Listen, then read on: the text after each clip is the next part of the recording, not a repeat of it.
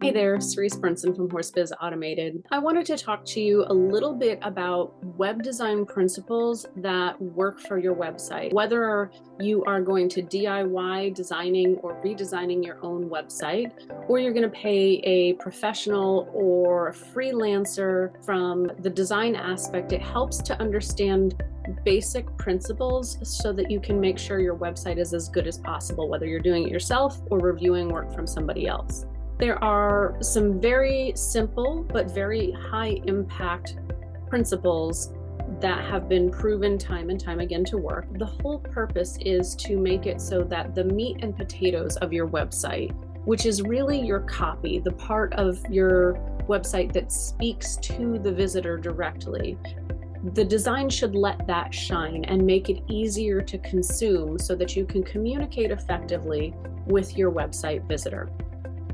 The things that go into that are going to be your font size, paragraph spacing, font selection, those things such as color family, making sure that your colors are harmonious, using color to guide people through your website as well. We often see the mistakes of websites having all one size font or only two size fonts, having text run on in really, really large blocks that are hard to read, having one font or 6 or 7 fonts because people find them fun to look at and fun to play with, and then also having way too many colors or not enough color to help guide the eye. So let's talk about these things. The first one I wanted to address is font size.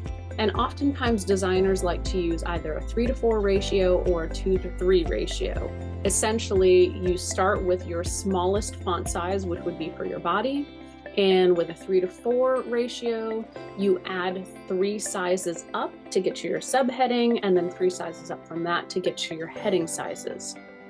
On the other hand, you could use the 2:3 ratio and increase it even larger. And really what that does is it just makes your website feel more cohesive. And you can think about it sort of like the chapters in a book, for example. If you open a book to a specific chapter, especially if it's a nonfiction book, chances are it's going to have a chapter heading, which is going to be in a larger, blockier, more robust font that draws your attention and lets you know what to expect in the chapter that's coming behind. Then you might have subheadings or sub-chapters that break it up even further and break up larger, more robust concepts to guide you through the text. And then after that, of course, you have your body text of the entire content of the subchapter within the larger chapter, so that there's a hierarchy of how you move through the text. Your website should be no different.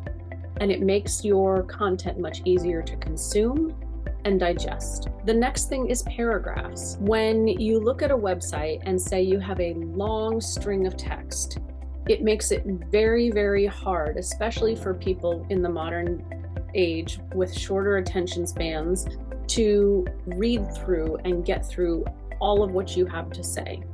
So breaking it up into sections and adding lots of spacing in between each section, each sentence, each paragraph makes it significantly easier to consume. Ideally, with your website, you want it to be scannable, because that's what most people will do, is they'll get to a website, scan through it, see if there's more information that they want to read in depth, and then they may go back and read more.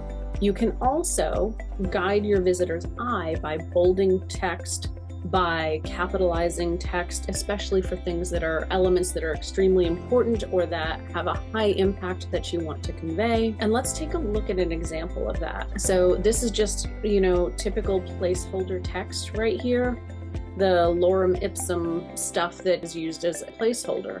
And if you look at the before spacing, everything runs together.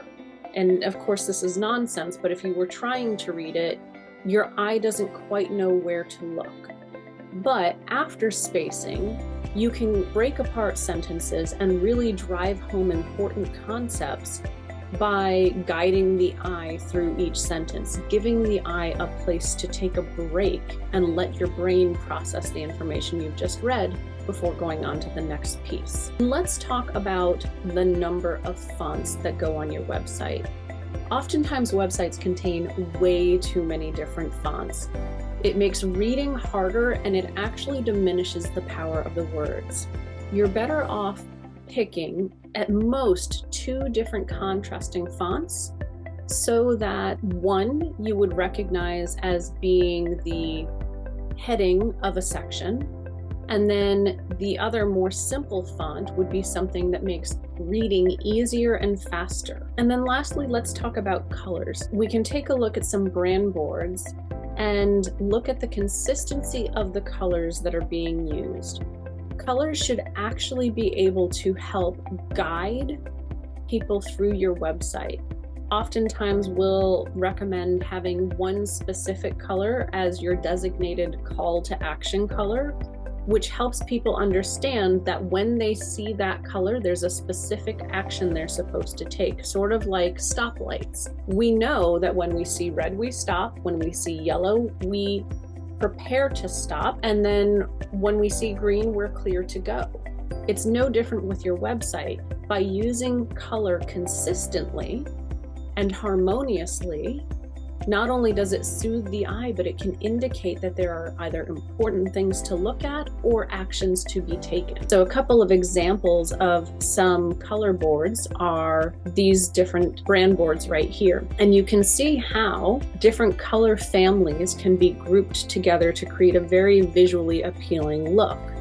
We also have an example of using fonts strategically and having a very specific selection of a header font and then body fonts as well. And it depends on your brand aesthetic. This is where you get to make a little bit of the selection, whether you have stable colors that you like to use to represent or brand colors, and being able to use these across different elements, whether it's on social media, within emails, on your website. It builds a sense of brand cohesiveness that lets people know that they are seeing something that relates to you and your business, which is a really powerful way to start building trust and recognition. I hope this has been helpful to think about the ways to look at your website and how to create just a general, easy to navigate and easy to consume website through strategic design elements, so that the design doesn't detract from the most important part of your website, which is your copy.